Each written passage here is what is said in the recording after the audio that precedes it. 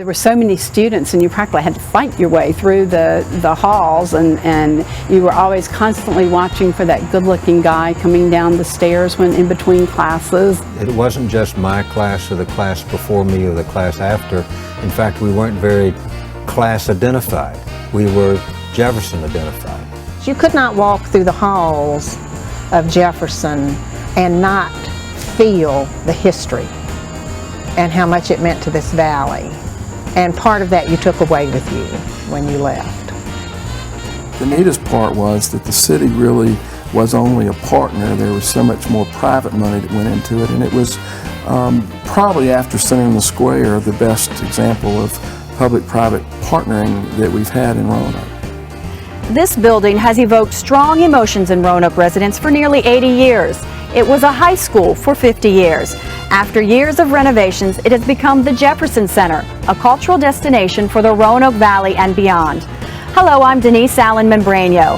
Thank you for joining Cox Communications. For the next half hour, we will be looking back at Jefferson High School.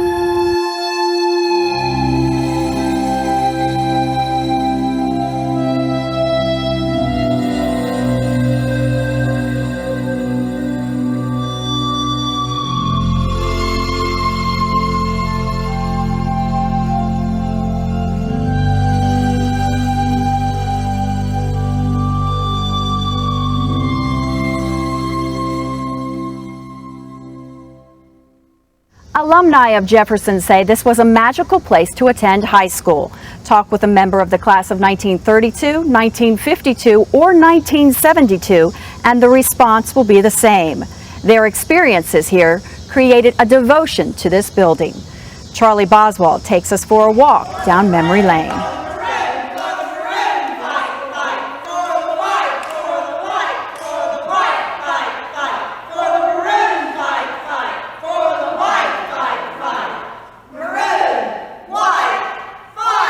School spirit was never in short supply at Jefferson High School. Even now, more than 30 years after the last class graduated, that spirit is still strong. Jefferson opened its doors in 1924. At the time, Roanoke was known as the Magic City because it was growing so rapidly. Some of that magic appears to have settled in these walls. We had a great football team and a great basketball team, and we used to beat Granby and Norfolk and Marshall and Richmond, and everybody got such a big kick out of that because we were the hillbillies from out here in the mountains, and they were the sophisticated teams that weren't ever supposed to be beaten. But it was more than that. I really think while the athletics were part of it, we had such great teachers. This place allowed us to see possibilities that I'm not so sure we may have seen had we not been here and had not had teachers who were willing to open doors and push us through, sometimes screaming and crying, you know, but pushed us through nonetheless so that we could see possibilities in our lives. As Roanoke entered the 20th century, young people were not expected to go to high school. Grammar schools were common, though. There were no laws mandating education or federal funding to ease the financial burden on the localities. In the 1890s, Roanoke became one of the first cities in the state to offer high school classes. The first high school classes were taught in a grammar school. Then, in 1893, Roanoke leased space in the Bridgewater Carriage Factory. 7 girls earned diplomas in 1894. In 1898, Roanoke purchased a lot for the city's first high school. Roanoke High School opened in February 1899. It was a very modern facility of its time. It was a nice kind of Romanesque revival structure, red brick, probably built to modern codes and would have been around for another 10 or 20 years as the local high school at least, had the community not grown so rapidly. 91 students earned diplomas from Roanoke High School in 1920. Just 3 years later, Roanoke purchased a home and another lot at Church and 6th Street for $147,000. In October of 1923, Roanoke High School students helped lay the cornerstone of what would become Jefferson High School. In the stone, they placed class rolls, coins, pictures, and a city map. They also put in 3 acorns, urging future generations to plant them in order to connect the past, present, and future. Jefferson High School opened its doors to 1,000 students on September 15, 1924. The Tudor Revival-style building was located on streetcar lines and cost $550,000 to construct. It was the city high school. Now, we were in the days of segregation, so it really wasn't the city high school. We had a separate black high school, but among the white population for its time, it was the city high school. There was a period of time, I'll point out, and I'm sure you're well aware, that Jefferson actually accepted a number of students from the county. At its height, the Jefferson High School population reached 1,500 students. That number declined when Patrick Henry High School opened in the early 1960s. The magician's school spirit never waned. I came the first year they opened the other high school, and so it was a smaller school when I was here, but I grew up 3 blocks from here, and all my brothers came here. So the first day that I came down 6th Street and came around to the front and looked up at this beautiful place and thought, oh my heavens, I get to finally go to high school here. It meant a whole lot to me, and I love this place. Well, the guys used to sit in the back, and because of the fairly precipitous pitch of the floor, would put a steel marble down on the floor and just let it roll. And with the metal supports on the chairs, it sounded like a pachinko game when it was making its way down the auditorium. But by the time it got to the stage front, it was going at pretty high speed, and it would go wham against that, and the teacher would then know what was going on and try to find out who did it. Hardly ever find out who did it. But it happened several times a day, I'm sure. The beginning of the day started out with homeroom, which was normally in the auditorium, which is now Shaftman Performance Hall, which was absolutely gorgeous.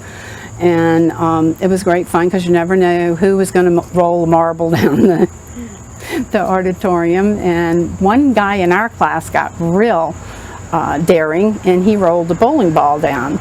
We were sitting downstairs and having a small tour of about 30 of the alumni that were in that class.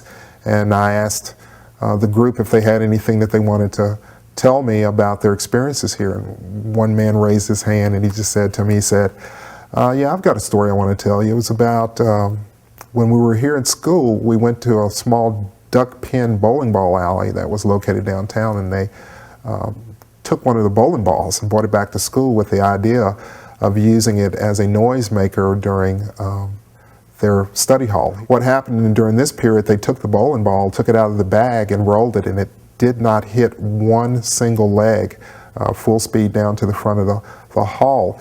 At that point, he told me that they had a substitute teacher who was teaching that day, and the bowling ball hit her in the ankle and broke her ankle. And I looked at 4 of the gentlemen that were sitting there, and they all lowered their heads at the same time. And I said, well, one of you did it. And he told me, even though it was 45 years later, said, we'll never tell. Jefferson was an inner city school. That meant it was landlocked, but that also meant it was close to the heart of downtown Roanoke. Students made the best of both of those situations.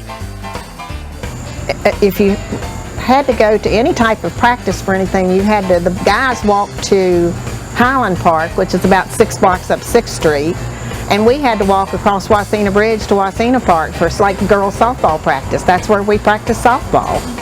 And we had varsity teams that played, and one year we were city county champions in girls basketball, but I was on the squad. But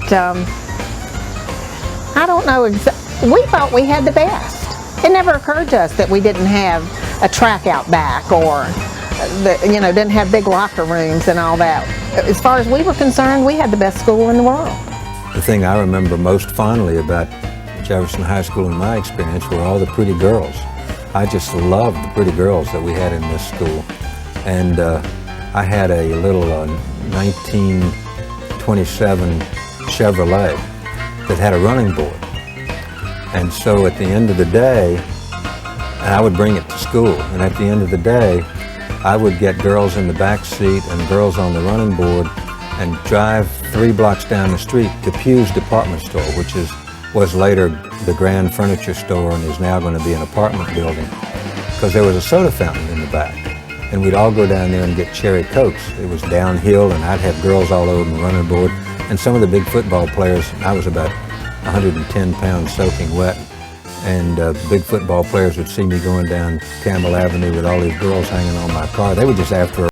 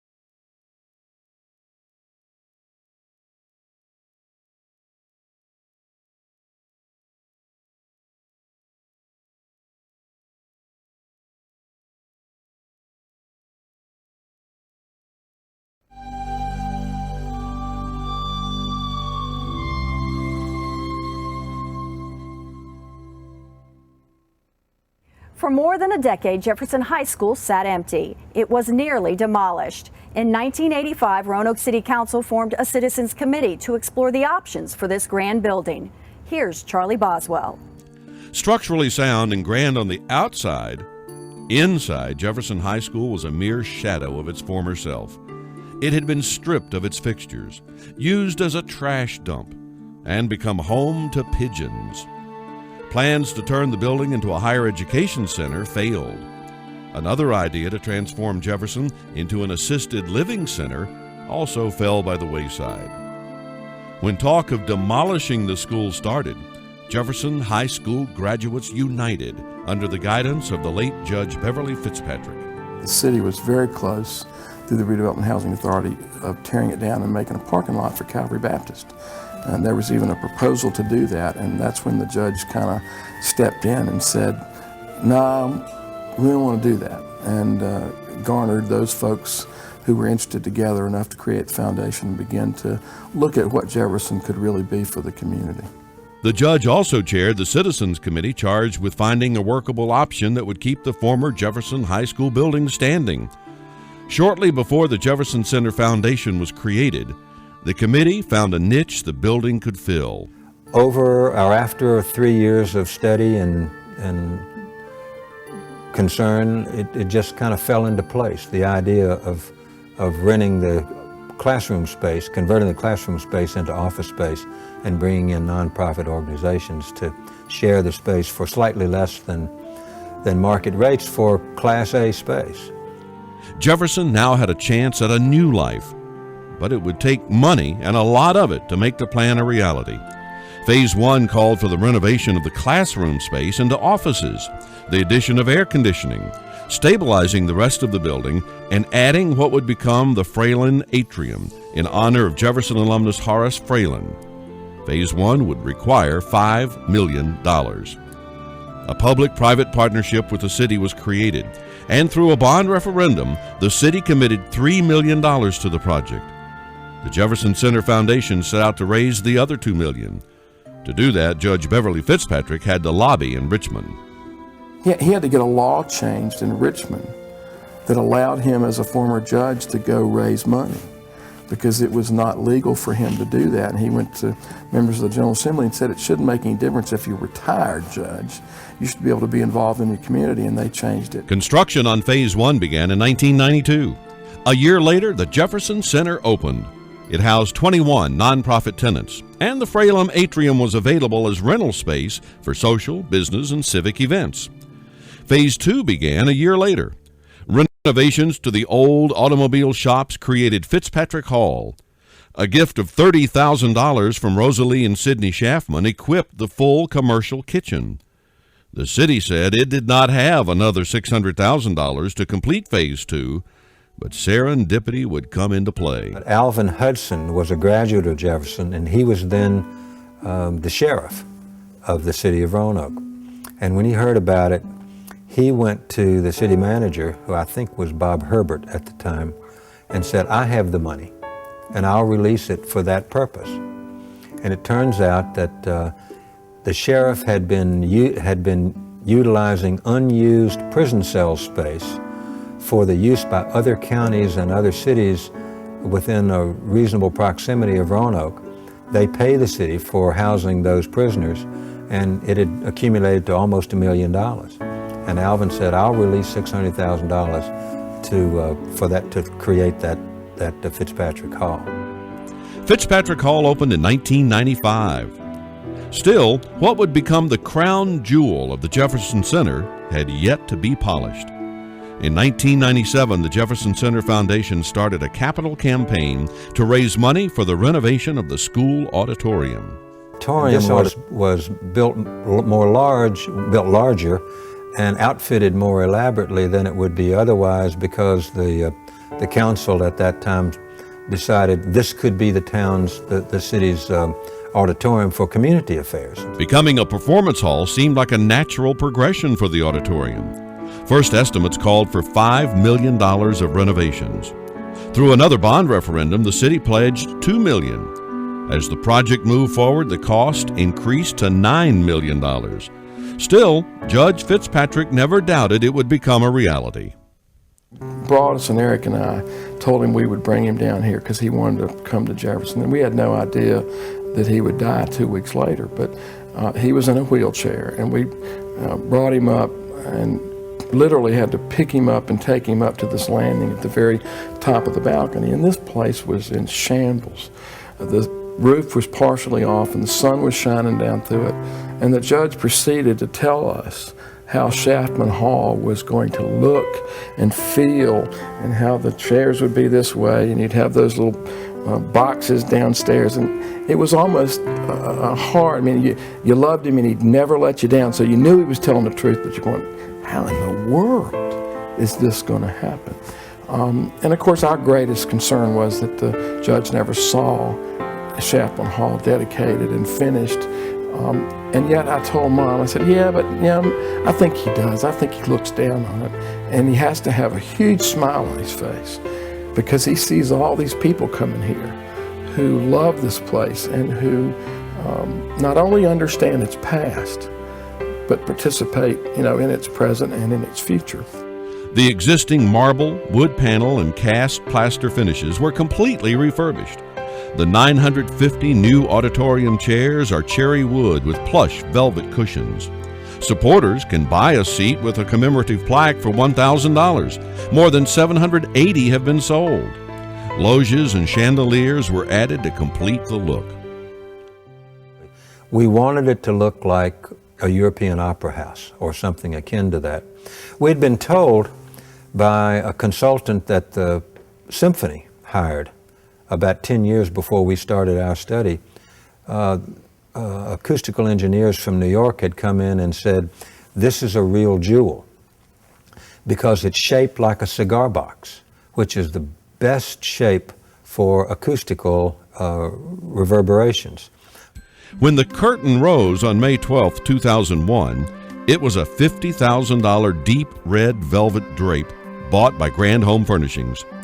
At that time, Shaftman was one of 2 halls in the world and the only hall in the United States to have the Lexicon sound system. The other updates included an orchestra lift, expanded stage area, and a trap door in the middle of the stage.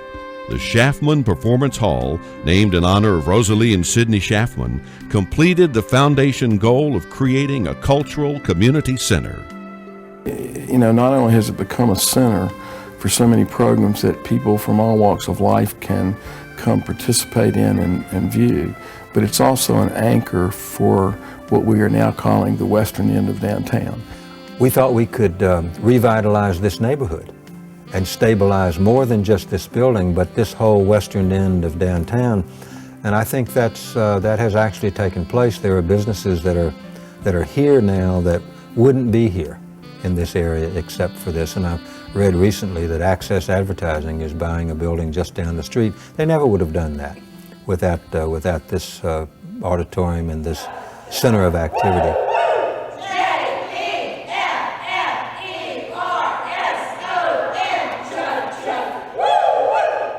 The Jefferson High School cheerleaders are getting ready for another all-class reunion. The annual get-together is a fundraiser for the center and helps keep the school spirit strong. It's like you can't remember what you had for breakfast this morning, but you can remember a song that you sang in the 60s. It's the right side of the brain or something, because they just came back to us last year when we started practicing. We had no trouble at all coming back. But, you know, I couldn't tell you what I did yesterday, but I can tell you a cheer I did 40-odd years ago. Also, the biggest thing to me is the thrill of meeting people who graduated, my gosh, the year I was born.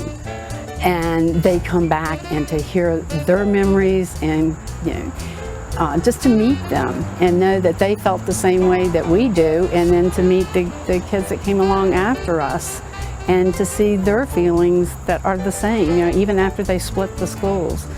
So there is a very unique mystique about this building.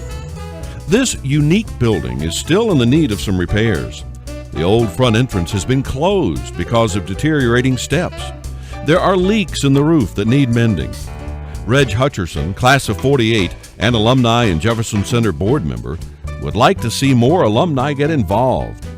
The fourth floor of the building, former home of the JHS Band and Choir, has yet to be renovated. Hutcherson sang in the choir and would like to see the fourth floor transformed. Additional alumni support and more help from the city would be needed to make that a reality. Personally, I'd like to see the fourth floor completed. I can see that as a Jefferson club, a place where people can come to eat and for the performances that take place.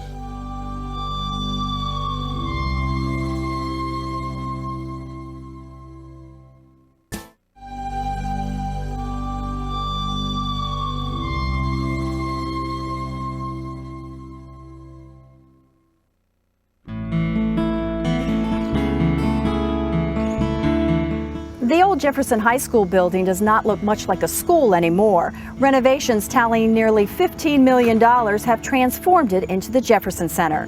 Jefferson Center staff and those involved in the transformation take us for a tour. Well, here we are, Denise, in the memorabilia room. This is, of course, where we keep all of the things from Jefferson High School alumni. Among many of the things that we have here are trophies, and we have different school uniforms that were worn from the band and such. Now, all of these materials that are in this room were actually donated by alumni who went to Jefferson High School when they found out that we were renovating the building. One of our more famous trophies, of course, is the State Basketball Championship Trophy. This is from 1969-70. These are some of our more influential alumni within and without Roanoke. We, of course, have Warner Dahlhaus and Bev Fitzpatrick. Warner Dahlhaus was the founding director of Dominion Banks. Bev Fitzpatrick, of course, was the chief judge here in Roanoke. Of course, there's also Carter Burgess. He was president of TWA, among other things. We have alumni who played football for Virginia Tech and the Baltimore Colts. And of course, you also a founder of the National D-Day Memorial up in Bedford. This is one of our more useful tools that we have here in the memorabilia room. These are all of the old annuals from the high school. We have a lot of people who come in here, get to flip back through their old high school records and see what they did, and it brings back a lot of memories. We also have a lot of files here. We've kept records over the years of everything from playbills from old school plays to certificates of graduation right here, and people will come in and do research through some of our files. And of course, we've also kept over the years a lot of pictures that were taken here at Jefferson High School, old football heroes, and of course all of the graduating classes here. We have photos of all of those as well. Wow. All of these materials are used, especially during our alumni weekends. This room is particularly resourceful for our alumni. This is a great room, but where do we go next? Let's go to the atrium. This is Fralin Atrium. This is by far one of the most dramatic areas in Jefferson Center. You can see the high ceilings and the big open space makes it very accommodating to a lot of guests. Of course, this is where everybody comes before and after concerts, and we also hold a lot of events here. Like some of our other rooms here at Jefferson Center, this was named for one of our alumnus. What type of events do you have here? Well, we actually have had weddings here and wedding receptions. We have community events and corporate events here in the atrium. But I'd like to show you where we have a lot more events. Let me take you over to Fitzpatrick Hall.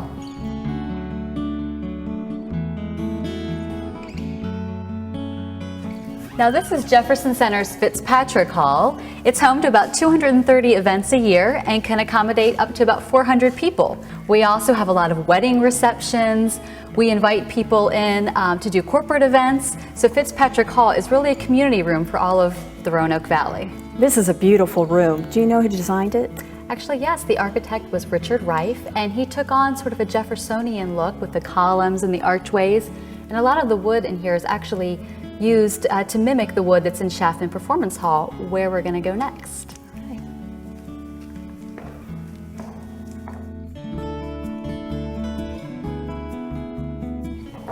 Now we're coming up now to Schaffman Performance Hall. This hallway actually looks most like it did back when this was a high school.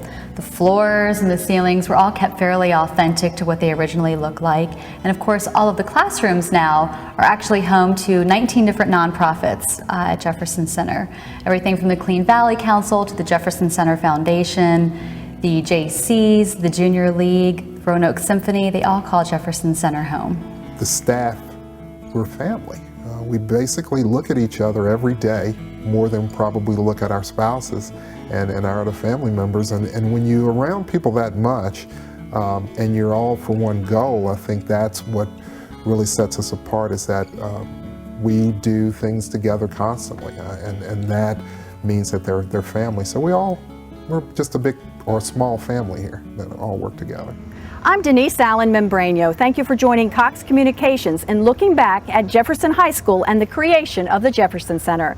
While the magicians are gone, the magic remains. Go back, 'cause you ain't got the goods, and you ain't got the rhythm, and you ain't got the jazz, and you ain't got the team that Jefferson has.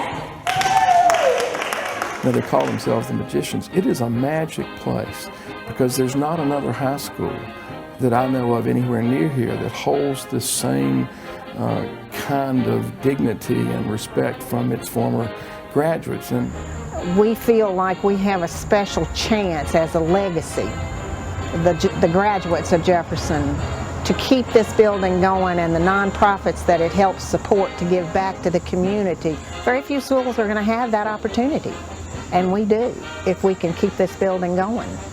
The great thing is that you have a way to support us that is very important. And one of the ways to support Jefferson Center is to attend shows. But turning this place into a functioning, vibrant community center that people now enjoy so clearly and so enthusiastically is quite a rush for those of us who worked on keeping it from being torn down. What a tragedy it would have been had it been turned into a parking lot.